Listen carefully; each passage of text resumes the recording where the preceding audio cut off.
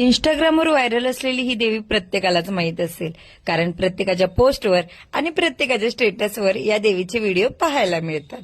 खरी गंमत काय आहे माहितीये का गाईज, की या देवीच्या रोजच्या रंगानुसार ना देवीची रूपेही बदलली जातात. त्यामुळे ही देवी पाहायला अगदी मनमोहक अशी वाटते. आणि इथलं जे डेकोरेशन आहे ना ते एकच नंबर केलेले गाईज, म्हणजे अगदी एंट्री पासून एक्झिट पर्यंत ना अगदी मन भारावून जाईल असं एकदम छान असं डेकोरेशन केलंय. सो आज संडेही होता आणि ही देवीचा जो पंडाल होता तो आपल्या शॉपच्या नियर बायच होता. तो मी विचार केला की देवीचं दर्शनही होईल आणि देवीची ओटी भरूनही होईल, त्यामुळे मी आले इथे दर्शन घ्यायला.